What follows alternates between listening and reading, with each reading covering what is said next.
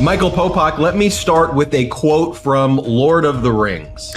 I wish it need not have happened in my time, said Frodo. So do I, said Gandalf, and so do all who live to see such times, but that is not for them to decide. All we have to decide is what to do with the time that is given to us, and I choose to fight. I choose to stand up, not just resist, to stand up in difficult times and move forward and talk about what we can do, both as a legal AF community and as a nation that still values democracy, despite the election results, to fight back. I want to highlight what's happening in the states. And some of the ultimate irony right here is that the Republicans and MAGA Republicans worked so hard to break down the federal government and try to empower states. Well, guess what? States like California and Illinois and states across the country are saying, guess what? Federalism, the United States of America, involves the states. So do not tread on us. It's interesting, right? Republicans kind of broke down the powers, the levers in the federal government, and now they want to try to centralize that again. And I think that's going to be where a lot of the legal battles are going to be. Also, Michael Popok, you did a hot take on this. And for those who remember what we were talking about in Legal AF and the import of this, there used to be a doctrine for 40 years that the Supreme Court was pushing called Chevron deference. And Chevron deference was when the Republicans wanted the agencies to take power. They basically said, well, guess what? You just have to let the agencies make decisions. You really can't challenge them. Federal courts can't challenge the agency decisions because Ronald Reagan and people like that wanted the agencies to deregulate things. But now the MAGAs broke the Chevron deference doctrine and basically say in the first instance, it's got to be Congress either passing a law. And by the way, the filibuster still exists in the Senate, so it's not like there's going to be a lot of legal action that's going to be able to take place to override the filibuster. But we'll talk about that. And also, in the first instance, it's federal judges, not the agencies, that are making often these decisions. And there is no more deference to the agencies and what the agencies are doing. So the MAGA Republicans broke agencies that now they're going to want to use to try to enact their agenda. What does this mean, Michael Popok? It means that there's going to be, quite literally, tens of thousands of legal fights every day to protect this country if we all want to protect our country. So that's what we're going to do here. I'll leave you all, before turning it over to Popok, who I know you all want to hear from, with this reflection as well. Look, as civil litigators, Michael Popok and I are ready for this moment. Despite being, I think prepared and ready to go in all of my cases, any civil litigator who has been on the front lines and isn't lying to you has to admit that you've lost cases in your career, especially cases that you think that you should have won that case. And you may think, man, why did that judge decide that? Or, hey, I was never going to get a fair shot in front of this judge to begin with, but I gave everything I got. And sometimes as a civil litigator, after a bad loss, you have to look a client in the face or a family in the face and let them know and explain to them that it didn't go as planned for whatever the reason is. It's a hard thing to do, but that's life. That's what it's like to be a litigator. And that's what you have to do sometimes. But you don't end the fight. The fight continues. The fight continues to grow. And I am not discouraged at all. I'm upset. I was certainly upset for a day or two. But if you're looking for the sulking, depressed, sad, whiny channel, you're not going to get that here, okay? Go elsewhere. This is the channel where we move forward together. Michael Popok. Absolutely. Resignation and abandonment is not a strategy. It is not, and we're not going to do it. I'm a Star Wars fan. It took the Rebel Alliance a full millennium to take down the Empire. It's not going to take us that long. But we're going to talk about on this podcast about how the blue states and the blue state governors and attorney generals you might as well go get their posters and put them up in your bedrooms, because they're going to be really, really important and rock stars moving forward to check the impulses of Donald Trump and make sure that almost nothing of Project 2025 and his perverse agenda get passed. They're going to challenge it the way they challenged him. We have the playbook. Not only do we have their playbook, because they're so obvious in their immediate power drunk utterances off a Tuesday of saying it was Project 2025. We are going to use it. Great. I have the other side's playbook. It's like if I was in football team and somebody left the playbook in the bathroom and I picked it up for Sunday's game, I know what they're going to do. So we already know what they're going to do. And we know how successful attorney generals in states like New York and California, New Jersey, Illinois, in the 17 states that have the holy trifecta, where the governor, the two chambers of their legislature controlled by Democrats, led by California, led by New York, led by Illinois, led by Pennsylvania, and places like that. And so in 2016 to 2020, Ben, just to, I don't want to say remind people, but to bring it out here on this podcast, hundreds and hundreds, almost 1,000 lawsuits were filed against the Trump administration the first go around, and they were successful more than 80% of the time. As much as the federal courts, and mainly the Supreme Court, has understandably taken a hit during the criminal justice process. You started off this podcast by saying we're civil litigators, and that's a major distinction. In the civil courts of the when a federal judge is sitting in a civil, not criminal matter, and how to deal with a Donald Trump policy or law or executive order, blue won 80% of the time the last time. And to remind people, to make them feel better about this, as much as they keep hitting the one or two federal judges when they're the plaintiffs trying to oppose a Biden administration policy, running to Amarillo, Texas for Kazmarek, running to Louisiana for whoever that guy's name is, running to Florida if they can try to get in that one district, try to get Aileen Cannon at the time. 81% of the federal judiciary was nominated and confirmed by somebody other than Donald Trump. I know it seems larger than that, but 81% were by other people, including Biden, Obama, Clinton, Reagan, who are not MAGA people.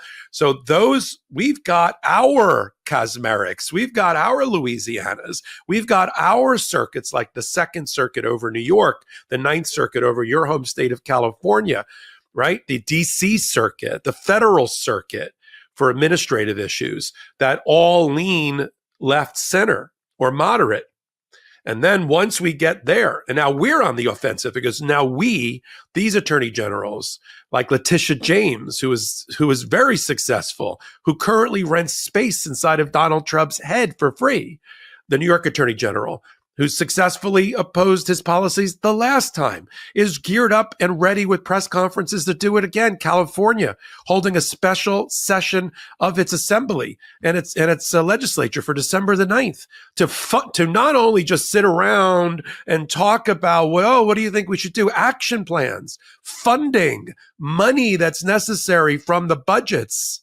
And California's, top 5 economy in the world, top 6 economy in the world, to fund the lawsuits that are necessary to hire the private law firms to assist the attorney generals to do it. And our goal on this network, on this channel, and with our community, our goal, starting not in 72 days, less now, drafting the lawsuits, having the judges picked out that we want to use and the circuits we want to use. Our goal is to make Donald Trump and everybody that comes in with him lame duck on day one. Tie him up in Congress. I'll leave it to you to talk more about that. Tie him up in Congress. Even if we don't get the majority in the House, it's okay. It'll be such a slim majority for the Republicans again that Hakeem Jeffries will effectively be the Speaker of the House on major issues. Tie them up there. Let them run off and do all sorts of impeachments or investigations, whatever they want to do. They'll get no laws passed without our help. Senate, you said right, filibuster still resides on wacko cabinet positions and wacko federal judges outside the mainstream.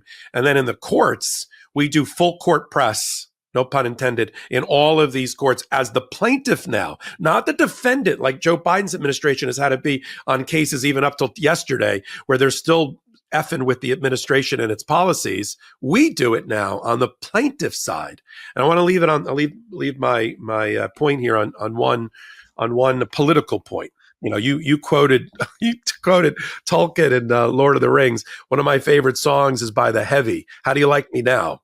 And when these people that voted for Donald Trump, and they're not all Republicans, by the way, when these people wake up and they realize that on the 48 hours after the election, just 48 hours after the election, Donald Trump's net worth went up 40%. Musk's net worth went up 30%. Howard Lutnick, who's the president of his transition committee, he went up 15%.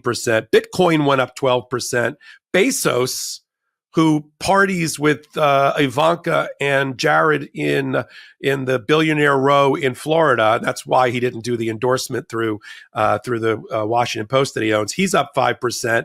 And I said Musk up 30%. The American people that voted for them, not one more dollar was put into any program that helps their lives. Not one more dollar was returned to them in taxes. And yet all of the billionaires and oligarchs were benefited. If you don't like that, you're going to hate when the policies they try to float out there, starting with cutting more taxes, increasing the deficit, cutting, and if Elon Musk, along with Howard Lutnick, running Doge, which is a play on the cryptocurrency that he owns, the Department of Government Efficiency, whatever the heck it is, if they cut $3 trillion, that's going to be coming from entitlements, Social Security, Medicare, Medicaid, food stamps, education, Food and Drug Administration, and the rest. And then when you and I keep going here, I want to posit who's really going to be the president of the United States, because it's not going to be Donald Trump.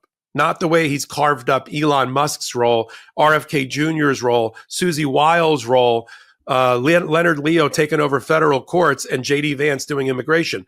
Other than playing golf and effing with our allies overseas, I'm not quite sure what Donald Trump's even going to be doing. You know, to that point, I think about the Teamsters, for example, led by Sean O'Brien, right? Sean O'Brien spoke at the Republican National Convention, the RNC. Sean O'Brien was at Mar-a-Lago partying with Donald Trump. There's like a photo of them together giving the thumbs up, wearing matching red ties. And Sean O'Brien refused to endorse Vice President Kamala Harris. Similarly, the firefighters union refused to endorse Vice President Kamala Harris. Well, what's interesting too about Sean O'Brien, I was looking at his Twitter feed and the official Twitter feed of the Teamsters. And they've congratulated lots of people for winning the election, but they didn't congratulate Donald Trump. But they were they were majorly helpful to Donald Trump in winning. And so my reflection was, and I wrote this in a post, I said, Sean, why aren't you congratulating your guy?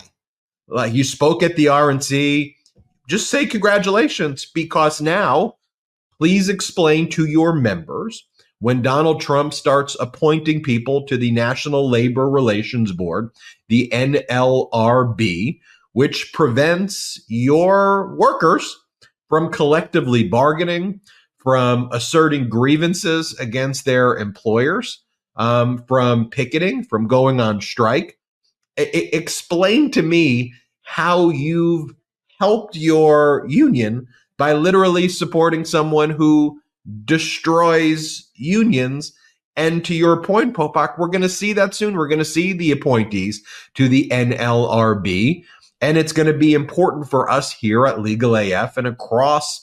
Frankly, you can't rely on corporate media. Does anybody, I don't even know who watches CNN, MSNBC, or any of these networks anymore. I mean, what an epic failure they were. But it's going to be incumbent upon us and others like us who are in this space to get out the message about what is happening. But we don't, it's going to be felt right away amongst the union members. And they're going to be like, all right, well, you lied to us. I mean, didn't Donald Trump say that on day one, the war in Ukraine would be solved, even if he won before he even took office? Well, the war in Ukraine has not been solved. The unlawful invasion of Russia, that they're not stopping. So that didn't happen. And I see people who are saying like, oh, especially on the right wing, they'll be like, well, look, I saw an article in Newsweek that says, Hamas has offered a plan for a ceasefire already, and that happened on day one. This is Donald Trump doing it already, and that also speaks to just the lack of understanding and just it's like it's the same plan that's been rejected, that has been on the table now for literally over 6 to 7 months that exists. And so, to your point, it reminds me of student government election where, and I ran for student, I was student government president in high school. Me too. I was student government president of middle school. And, when you run for student government, I didn't even know that about you. That's funny. Yeah, I was class president. When you run for student government, you often have people, I'm not saying me, and they would go up there and say, look, free lunches, free pizza, no homework, we're going to, school starts later. There would always be that approach, right? And then there was always someone who ran who was probably less popular, who would say the real things that could be accomplished and not accomplished. And oftentimes that would, the other person would win. I mean, the person who would make all of the promises. Well, at some point, the promises to all of these different groups. I mean, what Donald Trump says, no tax on tips. Okay, let's see you implement that, because last time Donald Trump's policy was no tips on tips. No tips in general. Why? Because Donald Trump appointed people in the Labor Department whose views were the bosses own the tips. The bosses then get no taxes on tips, that they own your tips, and then they write it off as a tax exemption. You know why? Because that's what oligarchs do. And I think that as we message things, as we talk about things, what the oligarchs were able to do here is, in the vacuum of people speaking bluntly to workers, the oligarchs convinced the workers that they were representing the workers' interests when everything they do is contrary. But just to end this one political point before we pivot to the legal side on the intersection, everything you and I just outlined is the path forward to regain power for the Democrats, because he's never going to be able to make good on any. First of all, I don't even know what the promises were that helped the common person or the every man or every woman or every gender. There is no promises there, and so they will be suffering because he will do exactly what he said they were going to do, but they didn't listen to what he said, and then we'll have the ability to say, look, you come back home. You heard this guy said that it was broken and he will fix it. But what was broken? The job market is roaring under Joe Biden and Kamala Harris. Infrastructure investment roaring. Stock market too. Inflation down. Taxes stable. Public education fine. Healthcare where it should be. Immigration, it's the same as where it was before. We've been trying to do a humane immigration, dignified immigration policy, but Donald Trump literally stopped it in its tracks. So we're left with that transgender people, or people that are moving from one gender to another, are not going to play women in sports. I mean, as he adds trillions to the national deficit and does a trade war with China, so this is how I said, how do you like me now? Because when the Democrats do a much better job in opposition than they're able to do apparently when they were in the majority and in control, to point out how he is not helping everybody's daily lives, he's actually severely hurting you. You mentioned the unions, and we just pulled it forward to other groups. That is the way we crush him at the midterms. In the meantime, we got to use the legal system and the attorney generals and the blue and the federal judges that we know are with us effectively.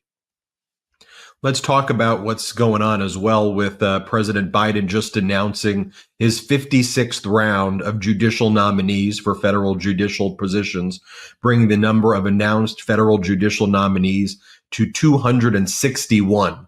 That's a record right there. And to your point, those are permanent positions as well. So those people can't be removed. You reference like Judge Kaczmarek in the Northern District of Texas. To your point already, Biden has 261 of them around the country where these lawsuits are going to be filed. They're going to be brought, and we're going to cover here. Senator Elizabeth Warren has also called on Chuck Schumer. And I don't think whether Elizabeth Warren called on it or not, I'm glad she did. I think this is going to happen regardless, to take immediate action while Democrats still control the Senate right now and the White House, to use every minute of the end of year legislative session, not just to confirm the federal judges, Popok, who we talked about, but the key regulators, none of whom can be removed by Donald Trump. And if Donald Trump tries to remove them, for cause, or if Donald Trump tries to do something like revoke the 22nd Amendment on term limits or anything like that, and he spends his political capital there, I say to that, bring it. Bring it. If you want to if your agenda is the agenda of retribution right away, bring it. We're prepared for that fight to happen. And what will be very clear is rather than delivering on the promises that you made, you will be tied up in legal fights over all of these things. And people may be saying, well, he controls the Supreme Court. He's going to be able to appoint 3 more Supreme Court justices. Sure. I mean, yes. For it to get to the Supreme Court, though, he's going to have to fight battles across all of these states every single day, thousands of them every single day. His legal team, remember who's probably going to be leading it, people like Alina Habba are going to be the ones, in charge of these legal fights across the country. And we're going to be geared up with the top litigators, the top constitutional scholars. This is like Little League against the Los Angeles Dodgers. I mean, in terms of the legal talent that's going to be against each other. And just on your point about the federal judges and all of that, what I want and I'm calling for here on Legal AF and on Midas Touch is for the Supreme Court justices, Ketanji Brown Jackson, Kagan, and Sotomayor, who's not going anywhere, by the way. Just I know there's some chats about maybe she should try to resign to be replaced by Biden. Not happening. They don't have the votes or the balls to do that in the Senate, so it's not going to happen. She should just sit tight and just get through the next 4 years, and let's see if we can regain the White House. But those three, when they're sitting over the circuits for which they are responsible, the appellate circuits, and we've listed some of them here, and I've done it on Hot Takes on this network and on Legal AF, the channel. The 2nd, the 9th, the 3rd, the 1st, a little bit of the 7th, depends on what you're doing. DC, when they're sitting over those, and they do sit over those as the first judge, we talk a lot about the shadow docket and making decisions. They have the right to make a decision to deny an emergency application for an appeal on their own without turning it over to the other 9. And I want them to exercise that right and deny an application when they see fit, and don't automatically turn it over to the 9 to see if there's votes. And then if these people want to come up through a traditional writ of certiorari, request for appeal with full briefing and oral argument, great. But these emergency applications going to the full panel for vote for the ones that we care about have to end. Couldn't agree more with you, Michael Popok. Look, we've got a lot to discuss, and I want to. We're going to geek out a little bit here when we talk about the Chevron doctrine, what it was, how MAGA got the Supreme Court to get rid of the Chevron doctrine, but how that's a very bad mistake by them, because now this opens the door for a different type of litigation that we're going to see be brought right now in the pro-democracy, pro-worker community. And I think one of the lessons as well is, and honestly, Popok, I think the pro-democracy frame and label is important. When you hear some exit polls, though, people didn't even know what the word authoritarian meant. It's an indictment on our education system.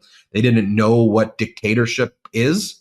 They didn't know. I mean, if you go through some of these questions, people just didn't know some of the most kind of basic things. But we have to also speak to workers and people who are struggling and people who are going through things in a more direct and blunt way, and make it clear how the oligarchs are using the legal system to frankly screw you. And we're going to make sure we expose that. Let's take our first quick break. We will be right back on Legal AF. This podcast is sponsored by Delete Me. Have you or someone you know been a victim of identity theft, harassed, stalked, doxxed?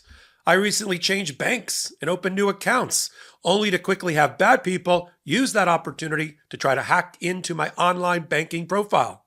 And with all my hot takes and podcast episodes every week, my privacy and that of my family's remains a priority. Ever wonder how much of your personal data is out there on the internet for anyone to see? More than you think.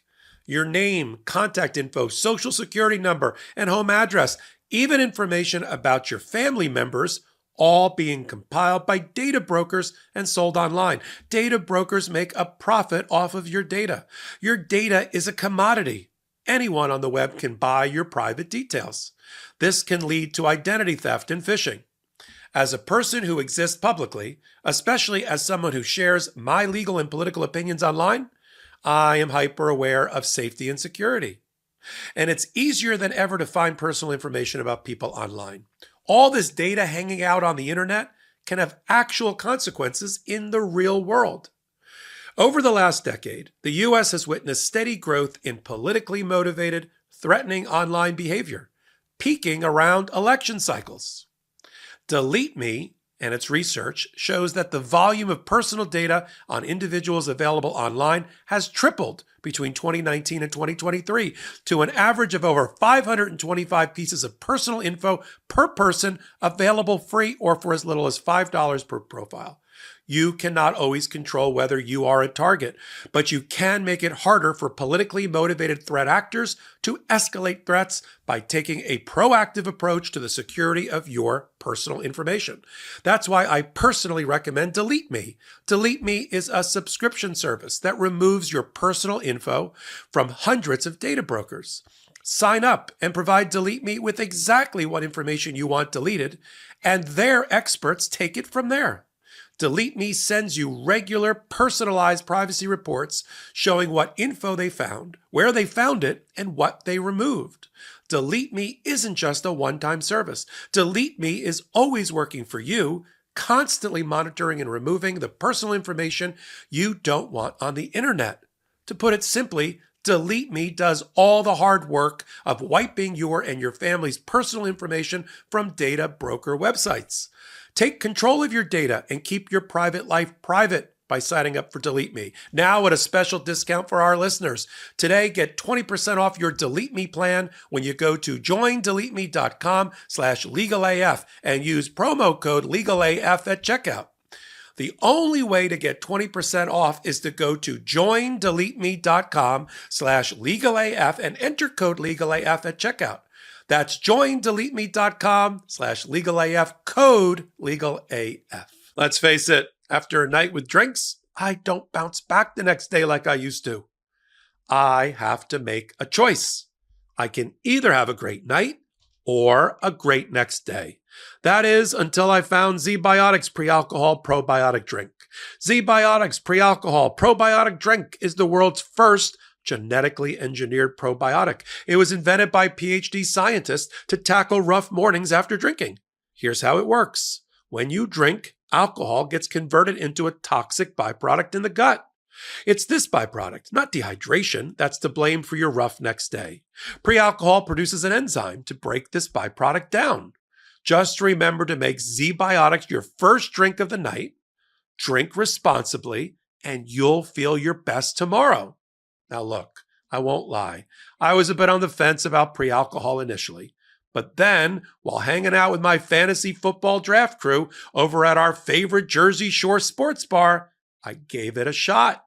And believe me, it's the real deal. I spent the entire next day doing all my favorite things with my family, including a long hike on our favorite trail. I kept hearing about pre-alcohol, and I wondered what it was actually like. But now that I've tried it, I believe the hype. And with their GMO technology, they will release different products that help address toxic byproducts of modern living in the gut. Go to zbiotics.com/legalaf to learn more and get 15% off your first order when you use LegalAF at checkout.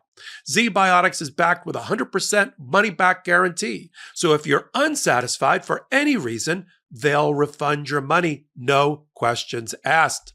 Remember to head to zbiotics.com/legalaf and use the code LEGALAF at checkout for 15% off. Welcome back to Legal AF. I'm Ben Meiselas, joined by Michael Popok. Want to touch upon some legal questions that I'm sure people have. There's three main ones I really want to go into. I want to talk about whether Jack Smith will prepare a report on the cases that he's been a special counsel in. I'm also curious your thoughts, Popok, if the fact that Donald Trump's challenged the existence of special counsels generally, if that narrow issue should still be litigated before the 11th Circuit. Judge Cannon ruled that special counsels don't exist, but Trump's administration may want to utilize special counsels. So it's an interesting position and question that I have there. I want to ask you about what we think Judge Merchan's going to do in New York. He still has to rule this week on the absolute immunity question that's presented to him. That case doesn't automatically go away the way the others do as a state court case, unlike the federal cases where there's rules about prosecuting incumbent or president-elects in general. So the state has a different consideration, but what we think is going to happen there. But let's kind of start by talking about this Chevron doctrine, how it was repealed by the Supreme Court. The precedent was overturned, and what that means for the legal strategy to contest Trump's attempt to implement Project 2025. So, Popok, if you can break, that'd be great. Sure. And I got a very sweet note from a law professor of mine. I went to Duke, and I had he was at the time a young professor. He was probably 10 years older than us. Lawrence Baxter. He's still there. Went out into business, came back. It was like a revolving door a little bit. Went to business and banks and came back to, and he wrote me after he saw my Chevron doctrine hot take. And he said, I think you learned, he's from London. He goes, I think you learned that in my class. I was so pleased after Tuesday to see your Chevron doctrine analysis. So it was great to see the person that actually I learned it from in law school, that's how long it's been around, come back to me and say that he found some hope, and which I know our audience, our community will find from these episodes and what we're doing here. So Chevron doctrine is something that you and I were taught in law school. It goes back that far for me. And it came out of a case involving Chevron. That's why we call it the Chevron case. Actually, it was brought, by all people, by Neil Gorsuch's mother, who was Ann Gorsuch, who was the head of the Environmental Protection Agency. It's hard to believe. And what she wanted established, and she was successful, is to have a doctrine that the reasonable interpretations of the heads of these agencies, we run our American life through agencies, through the administrative law. That's the bane of the Federalists' existence. They hate the administrative state. They hate civil servants. They don't want regulation. And so that's always been at odds with traditional conservative values and Republican positions, even like Ann Gorsuch took. And for 45 plus years, the law of the land was if there was competing interpretations in a very complicated law or statute passed by Congress, because people shouldn't be surprised that Congress is not exactly great at actually drafting laws because there's so many competing interests and lobby groups and different things that are involved that they get a lot of conflicting language. You know, something on page 2 conflicts on something on page 1000, and then somebody's got to interpret it. And that has always, until this past summer, been left to the interpretation of the head of that department, the Environmental Protection Agency, the Securities and Exchange, the Food and Drug Administration, you name it. All of our lives are touched every day. The law that's closest to us in our lives is that of administrative agencies. And of course, that's the thing that Donald Trump wants to hollow out, defang, defund, and put meat puppets of his choosing, or more likely Robert F. Kennedy Jr.'s and Elon Musk's choosing, in these places where you actually have the people that were the biggest abusers that were being regulated, now the regulators, the wolf literally becoming the head of the chicken coop. And that's what Donald Trump did in 2016. He's going to do it all over again. But now we've got a way to do jujitsu, because the Supreme Court, because it has a checklist of things that Leonard Leo on the Federalist Society has told them they need to do. Get rid of Roe versus Wade, check. Roe v. Wade, check. Get rid of the separation between church and state, check.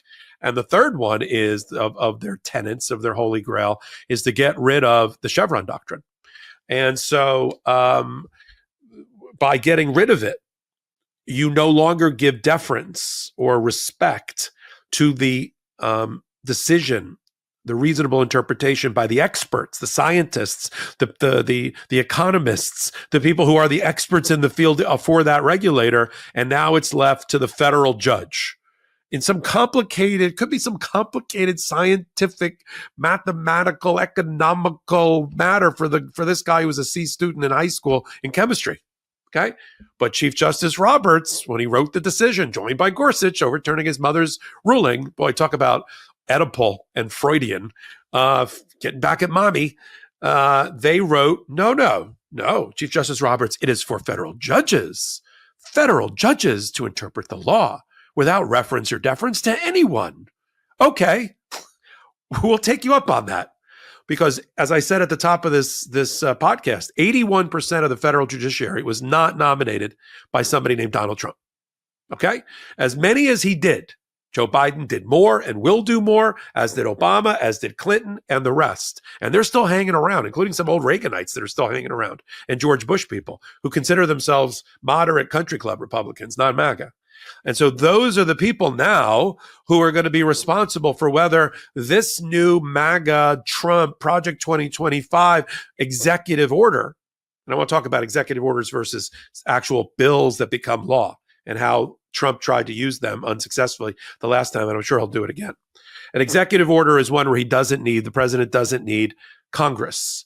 He has the power to issue an executive order to change policy as long as it's not inconsistent with congressional law already on the books. So you can F around with the Clean Water and Clean Air Act, but if it violates the Clean Water and Clean Air Act or it violates the Administrative Procedures Act, the APA, because you would, that's I'm not sure the executive law would go through the APA, but at least the law would, the bill would. But in any event, if it violates the fundamentals of the law, then we run into court, which we are going to do, to say, you just violated the Clean Air Act. You just violated the Clean Water Act. You just violated this law or that law or the Investment Act or whatever it is that deals with that thing. And now you get to a friendly federal judge, maybe one that's going to be appointed in the next few minutes and confirmed the next few minutes by Joe Biden. And he says, or she says, or whatever says, hey, that violates. And now we're up and running through a circuit that's friendly, as we then have to, as this funnel, because most cases do not end up with the United States Supreme Court. I know we talk about the Supreme Court in an inordinate amount because we have to on these key fundamental issues of our life. But only 70 cases a year get heard by the Supreme Court versus tens of thousands of cases that are filed around the country. And so for those ones that matter to us of the 70, let's say 40, we've got to aim, if you're an advocate like me, somebody's done appellate law, but not at the Supreme Court level, but in other appellate courts, you aim for where you think the votes are. You need to count to 5. So you got to aim for Amy Coney Barrett. You got to hope you can grab Roberts occasionally to pull him over on all these 5-4 votes. And that's the way that we do it. The new decision that you and I just spoke about is forget Chevron. It's now, we're going to be calling it the Loper-Bright doctrine, because under the Loper-Bright case, they overturned Chevron and left it to the federal judges. But that, as you outlined in the opening of our podcast, that opens the door for us to have a direct line of sight to the decision maker to rule that whatever Donald Trump did is either unconstitutional or against the actual law that his executive order or other things were passed against. And that's where we get or the Administrative Procedures Act. And that's where we get to the federal judges that matter. And that's why him getting everybody appointed and confirmed before he shuts off the lights on January 20th is of the utmost importance to everybody in this audience and to you and me. Okay, so by simplifying your message there, by breaking the power of agencies, because Republicans thought that agencies were overreaching with their regulations. They wanted to tear down the kind of regulatory state, as they called it. They took away all of the power of the agencies, and in their plan, they were either going to place that in Congress that has to be very specific on legislation, which Congress never is, and or put it in the hands of federal judges, because in the MAGA logic, they would run to a Judge Eileen Cannon or a Judge Kaczmarek or a friendly judge who would issue nationwide injunctions where they don't have to show any deference to the agency to block the agency action and tie it up in court for many, many years. And that was their game plan. That was their playbook. Now that they're in power, they've created a little bit of a mess on themselves, because it's not like the Supreme Court can just now all of a sudden, they won't overturn the new precedent that they created. What the Supreme Court does, even corrupt, horrible Supreme Courts do, is they still have to chip away at a doctrine for at least a decade to a little bit more before they do a wholesale reversal. So with Roe v. Wade, they chipped away at it for 40, 50 years, and then they had the opportunity, then they did it. With Chevron also, over the same time, 30, 40 years, they chipped away at it when they realized it wasn't what they thought it was going to be after Reagan, and it was being utilized by Clinton and Obama in ways they didn't like, to then get rid of Chevron. And it's interesting as a former law student, to see how these doctrines shift, and literally the answers to questions now would be different than the answers of when I was in class. But now they've created a regulatory framework that actually harms their agenda, because now Democrats, you remember what I said at the outset of the show, there are now at least 261 Biden judges that are there, setting aside the Clinton judges that are still there and the Obama judges that are still there, who can look at these regulations, issue nationwide injunctions to stop what Trump wants to do. Then Trump will appeal it. It'll go to a circuit court. The circuit court will make rulings. It'll go back to the district court. Then it gets put on a Supreme Court docket.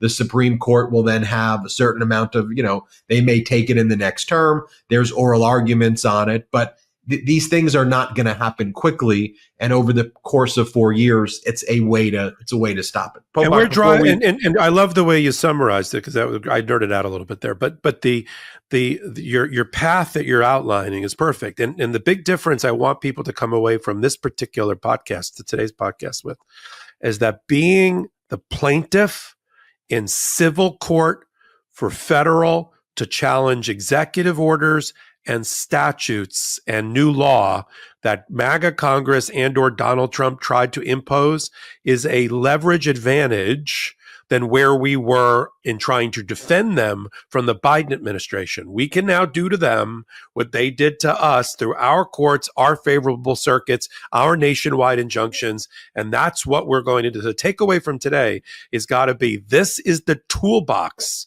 And the good news is, it's not just Ben and Michael talking about it. There's a virtual law firm of people besides us that are working right now on the brief. Just fill in some names and some dates, the lawsuit, the draft. We know exactly what they're going to do. They may have ready a raft of 40 executive orders for him to use his Sharpie with on January 20th. But I assure you, we have a raft of dozens of lawsuits already drafted, with our fingers hovering over the print and file button against each one of those things. And now we have the advantage because we're in the plaintiff driver's seat. Same thing with the states. Republicans wanted to always, their whole line with everything is states' rights, states' rights, states' rights, weak federal government, states' rights. Well, right now, governors like Newsom and Governor Pritzker in Illinois, they're out there saying, you're going to have to come through me. Got Gavin Newsom doing a special session of the California state legislature to increase the budget for lawsuits. New York too. New York just funded the Empire. It did the same kind of fund just 2 days ago. Yeah, and we're seeing that across the country in these, pro-democracy, pro-worker states. And the states are going to fight back, and the states are going to protect, its citizens from Donald Trump's encroachment. And again, you have some of the top lawyers, top litigators who will be working with the states. And Trump's going to have a team of, Alina Habba and Rudy Giuliani and people like disbarred lawyers and people like Giuliani who are out there whining today about Wilkie Farr, one of these law firms, taking his money. Giuliani says he can't eat any food anymore because I'm not sure about that. He says he's unable to even find, get food because all of his assets are being taken away because the law firm, after getting that 140 plus million judgment against him, guess what? They're collecting on the judgment on him, and they're taking all of it. They're taking his watches, they're taking his furniture, they are selling it all. And, that's a grain of accountability right there as well. I want to we'll take a break. Let's talk about the remaining pieces. What happens in these Trump cases? And I think we know on the federal level what happens, but there's still the issue of a public report on Trump stealing the nuclear secrets and the January 6th case before Judge Chutkan. And then we should talk about Judge Merchan as well, what he's going to do this week. Let's take our final break of the show. Are you looking for something simple and delicious to add to your wellness routine? Well, here's the thing. I used to put regular honey into a lot of my foods, breakfast, tea, protein. But then I was introduced to Manakura, and Manakura puts that regular honey to shame. I love the flavor, richness, creaminess, and all the health benefits Manakura honey brings to the table. The best way to use Manakura is straight from the spoon first thing in the morning, letting the creamy texture melt in your mouth and coat your throat. Manakura honey is rich, creamy, and the most delicious honey you've ever had. It's ethically produced by Manakura's master beekeepers in the remote forest of New Zealand. Manakura honey contains powerful nutrients to support immunity and gut health. The bees collect the nectar from the manuka tea tree in New Zealand. The nectar is packed with bioactives, and the honey that is produced has 3 times more antioxidants and prebiotics than your average honey. A special antibacterial compound called MGO also comes from the nectar of the tea tree. Manakura third-party tests every single harvest for MGO and makes these results available through their QR system. It's a game changer. And all you need is 1 heaped teaspoon each morning to get the most out of the amazing bioactives in Manuka. Additional usage through the day is completely fine, especially helping to cut out other sweeteners. It's a honey with superpowers. Now it's easier than ever to try Manakura honey. Head to manakura.com/legalaf to get $25 off the starter kit, which comes with an MGO 850 plus Manuka honey jar, 5 honey travel sticks, a wooden spoon, and a guidebook. Waiting for dinner? Spice things up with Golden Nugget Online Casino. With hundreds of the hottest games, Golden Nugget lets you live it up in your downtime on classics like Cleopatra or exclusive games found only on Golden Nugget Online Casino. Forget about waiting. Golden Nugget keeps the action rolling while your dinner simmers. New players can get $50 instantly in casino credits. All you have to do is sign up with code LEGALAF and deposit just $5 to get $50 in casino credits. Make any moment golden. Gambling problem? Call 1-800-GAMBLER. Or in West Virginia, visit www.1800gambler.net. Please play responsibly. 21 plus. Physically present in Michigan, New Jersey, Pennsylvania, and West Virginia only. Void in Ontario. 1 per new customer.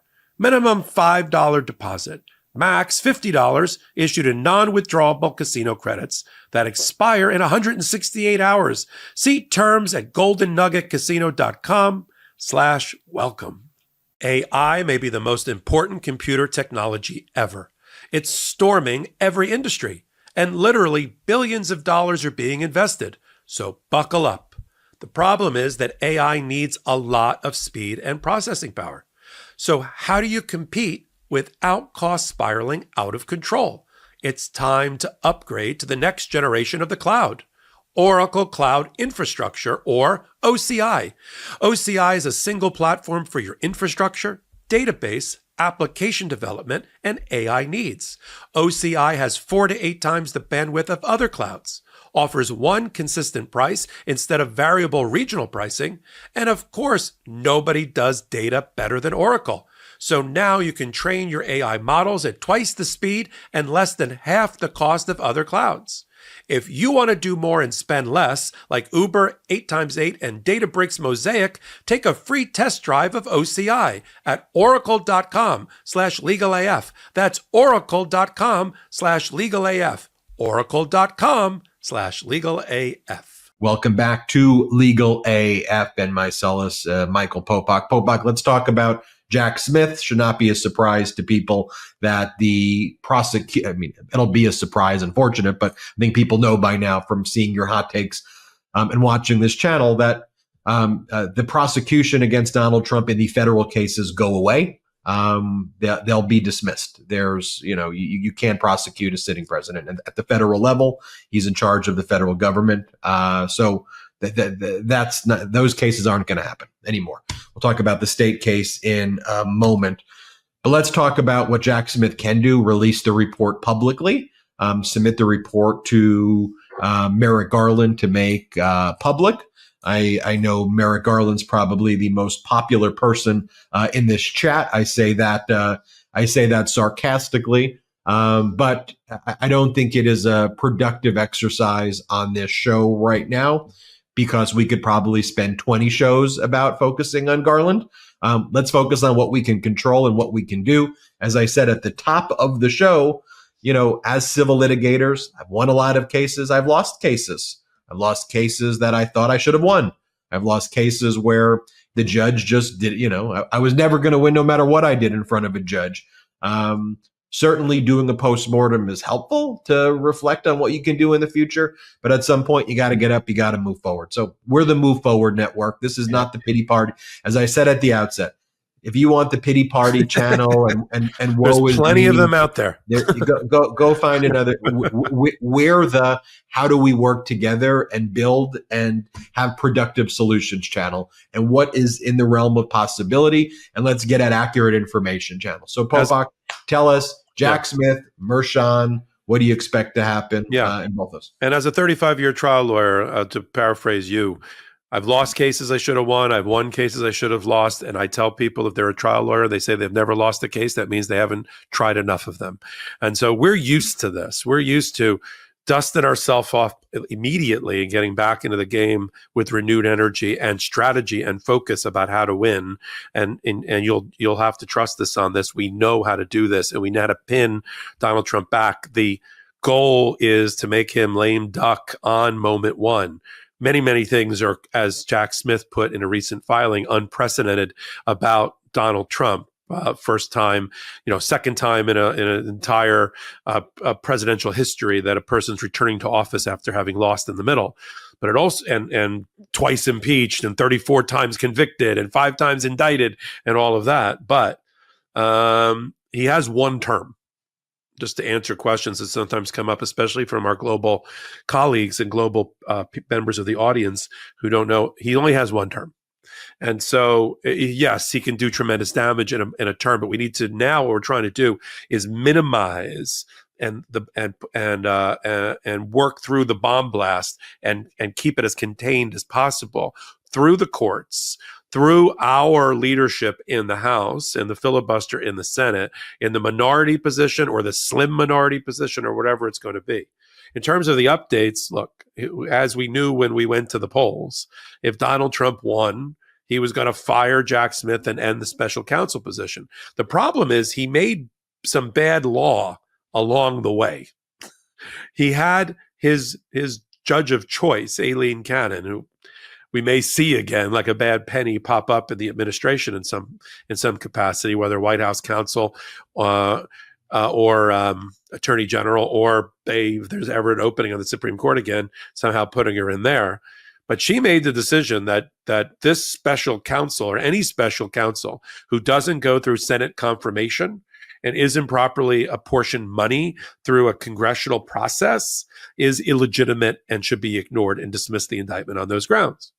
Okay, then that means that Donald Trump, citing the precedent that he keeps citing in all of his filings of U.S. versus Trump, will not be able to appoint a special counsel for any of the enemies list that he wants to go after, unless he goes through a Senate confirmation and a House congressional budget allocation. Okay, I'm not sure he's able to get a House budget allocation, given the fact that the House is not all monolithically MAGA on the Republican side. And there are some people there that are conservatives and Tea Party people and country club Republicans that don't all vote in lockstep. and there'll be leakage in terms of they won't be as solidified and unified as Hakeem Jeffries and the whips will keep the Democrats. And then on the Senate side, you've got the filibuster. So that really means that under his own precedent that has not been ruled upon by the United States Supreme Court and won't be because the case will be withdrawn by Jack Smith and there's nothing he can do about it. Okay. He just killed special counsels and he used some special counsels and what I'm sure was planning to use some special counsels to go after some of his enemies. So that is one of the unintended byproducts that we're going to use against Donald Trump. Now, we have the first filing by Jack Smith this week. He asked Judge Chutkan, and she granted it, until the 2nd of December, a date near and dear to my mother's heart, because I was born that day, to file a report after they consider the quote-unquote unprecedented development of Trump becoming president while there's an ongoing prosecution against him. And so she said, great. Now, what's going to happen between now and December 2nd is that they're going to tabletop this out. They're going to game strategy this out. First, I think they want to watch what happens in New York on the 14th of November and then the 26th of November with Judge Merchan and what he's going to do on the immunity decision first, and then whether he sentences and how much he sentences Donald Trump for on the 26th of November for the 34-count felony conviction in New York State Court related to Stormy Daniels and the hush money cover-up election interference, part 1. That's one. But he is ultimately not. I don't want to blow smoke or sunshine here as our normal mantra. He is going to. The Department of Justice is going to dismiss the case against Donald Trump.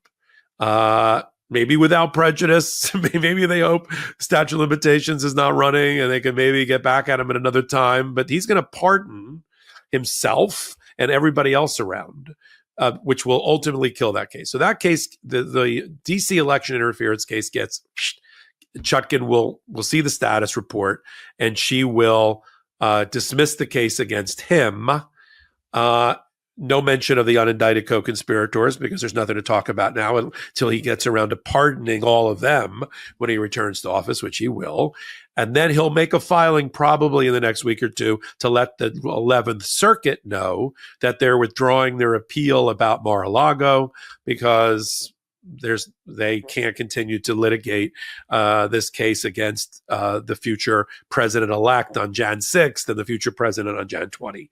And so that is going to happen. He's not going to wait around. We're not going to wait around for Donald Trump and the optics and the theatrics of him firing Jack Smith. They are going to put themselves out of business. Now, the report that you talked about, that's very interesting because Jim Jordan and Loudermilk, those two MAGA that had Judiciary and Oversight Committee and will in the future, they've already put Jack Smith on notice. I know you, it's almost like, we know you want to burn the files and not retain them, but you need to hold on to them. Good. I read that. I was like, I agree. Because the files will be made public. Because it's not just going to be turned over to the two idiots on the committee. There's minority members and ranking minority members on those committees, and they're all going to get the same access. So either they're going to push to get all that information released, not just the 3,000 pages of evidence that already came out just to defend the immunity application or determination, but all the evidence, all the grand jury secret testimony, all the hundreds and hundreds and hundreds of witness testimony transcripts and pieces of evidence and emails and text messages, the 3,000 Mark Meadows text messages. And now my argument would be, especially after Donald Trump pardons everybody, that between the pardon and the dismissal of the case, unredact everything. Everything it doesn't change the public record or the public's need to know. So everything gets ripped off that was blackened in all those pages. Everything that was, there's no more grand jury secrecy issues. Release all of that to the public. And the question is, does Jack Smith and ultimately does Merrick Garland, who makes the ultimate call, release a report, sort of like the 300-page Robert Hur report about Joe Biden doing whatever with the boxes of confidential top secret information when he left the vice presidency? Does that get released to the public? In the next 70 days. There's nothing Donald Trump can do about it. It's a decision made by the sitting attorney general in consultation with, his special counsel. And I think he'd be doing the public, the rest of the public, a disservice if he decided, to somehow oppose the release of all the files, just like the Jan 6 committee did. I know there's a whole bunch of MAGA myth and QAnon conspiracy theories that some part of the Jan 6 committee's 3 terabytes of data was somehow burned and destroyed. It wasn't. And there was a link publicly with all of the we could all go rummaging through those documents. I think it still exists, or it should.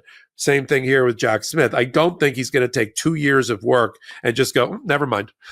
He's got everything developed. I think he does the report. I think Merrick Garland owes it to the American people for all the reasons that we touched on about Merrick Garland to release that report, and at least not to oppose the unredaction of everything that's already been filed and all the things that Loudermilk and Jordan, another backfire that we'll take advantage of, all that information coming out to the public.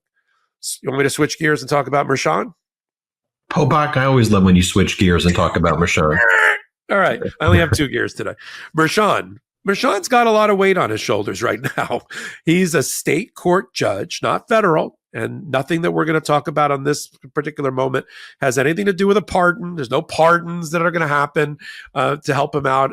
Donald Trump can stamp his feet all he wants, but he's not going to make the 34 felony count conviction go away. He hasn't been sentenced. That got delayed a number of times because of the immunity issue that was going on at the United States Supreme Court that took 9 months, 10 months to work its way through the Supreme Court, who was trying to help him out by delay. So now he's got 2 decisions. He's got a motion pending that he said he's going to issue in another week, less than a week, about whether the immunity decision from July requiring judges, if the conduct falls to figure out whether the conduct falls in 1 of 3 buckets. Core constitutional conduct that's absolute immune from the Constitution and the powers given under Article 2 to the presidency. The stuff that's sort of official conduct, it's on the job description for the president, or at least to the outer boundaries when stretched. And there's a presumption of immunity that can be overcome by the prosecutors, or prosecutable private conduct. That personal conduct has nothing to do with the presidency at all. Like, I want to stay in office. I want to be, I'm the campaigner in chief. I want to have Mike Pence hanged, things like that. But that only applies to stuff when the guy was president. 90%, 95% of what Donald Trump did in the Stormy Daniels hush money cover up, catch and kill program, or what the government, the Manhattan DA the Manhattan DA successfully called the Trump Tower conspiracy, was all before he was elected. That's the point. It was the to cover up the October surprise of a series of women coming out and saying that he sexually assaulted them and or had sex with them outside the marriage. Didn't want that to happen, so he kept paying them off $120,000, $130,000, $140,000 apiece through people like Michael Cohen and the head of the National Enquirer. That's all and it worked because it never came out, and he beat Hillary Clinton. And then the continuation, like the payment, because Donald Trump's cheap and he pays everything over time and usually at a discount, stretched out over into his actually making it to the White House. So there's a couple of meetings with Michael Cohen in the White House, a couple of payments on personal checkbooks that he signed and then sent back by FedEx from the White House. Who cares? That's not presidential conduct. Or as Alvin Hellerstein, the senior judge in the Southern District of New York, said when he was faced with the issue, covering up a private sex affair is not a matter for the president. It's not a presidential act. And so, no, you don't get to take the case to federal court, and no. Same thing here. So I think that the judge, even with the pressure that's now on him, with now sentencing somebody who's about to be the president-elect of the United States and future president, he's going to deny the motion for immunity, I think, because it doesn't apply. The couple of phone calls and couple of meetings and a couple of pieces of testimony by, Madeline Westerhout, who's like Donald Trump's scheduler, who sat outside his revolving door of his, and kept him on his golf program. That's not enough to make it presidential conduct. But then he's got to 12 days later, couple days before Thanksgiving, then he's got to decide on sentencing. And I'll give you my opinion. I'll kick it over to you, Ben, for yours. The analysis that's been done and will be done by the Parole and Probation Department in New York about similar criminal convicted felons. That's what he is. I know he just got elected, but he's a 34 count convicted felon in New York. And for those type of people, and there is no comparator, there's no person who's ever gotten 34 felony counts for business record fraud and election interference that ended up winning the presidency as a result. So throw out comparisons. But just for the run-of-the-mill person who committed that kind of fraud in New York and got convicted, 1/3 of them went to jail for between 1 and 3 years. So there is precedent, no pun intended, to do this. The question is he going to? And then what does he do with it? I think he sentences him to something, but he suspends maybe a year, but he suspends the sentence until after he leaves the White House. I don't think he says, well, I don't know. You won the presidency. The people have spoken, and we'll just nullify the jury's conviction on 34 felony counts of business. But that sends a terrible message. What, you just run for office when you're facing the sentencing component of your crimes? So I think he's going to have to sentence him. I think he'll have to suspend it. Could he bend over backwards and say, I don't know, community service, you're a first-time offender? I guess. But the first-time offender is such a huge fraud that I think he's got to give him some sort of jail time, but it doesn't start until 2029, 2030? What do you think, Ben? I tend to agree. I think that you sentence, you stay the sentence, or you don't just say you get out of jail free. That's not what's going to happen. I think that there will be some acknowledgement that there should be a sentencing. I mean, he's not going to be in prison while he's in the office, so that's clear. And then the issue is does he just sentence and suspend the sentence, or say we're putting over sentencing until 4 years from now, based on the severity of the crime? We'll just have to reassess the sentencing. Let it go through the appeal process. Because Trump will appeal it. Through all the different claims of absolute immunity after this ruling, and then we'll stay sentencing until 4 years from now, and then there'll be a sentencing, in 4 years. I mean, again, not an ideal result would be an understatement, but also, as we said when we started this show, this is not the pity party channel. This is not the woe is me channel. This is the how do we use the skill set that we have, which is actually a useful skill set during these times. Certainly not a useful skill set if we wanted to be in the NBA, not a useful skill set if we wanted to be football players, but fighting back against constitutional encroachment is a very limited skill set that Michael Popok and I have, and will be helpful, in this process. That also means we need your help, though, in this process as well. And while I said I certainly understand why there would be such strong feelings. I had very strong feelings post-election. There's only one direction where we can go. And I reflect back on the quote I gave with the conversation with Frodo and Gandalf. And I see that we're in times that were not the ones I wanted to be in, that I'm confident I put out everything on the field to avoid, but here we are. And now we work harder. We don't give up. We don't relent. And now we have to work harder than ever. That's the reality we face. It's the reality we confront.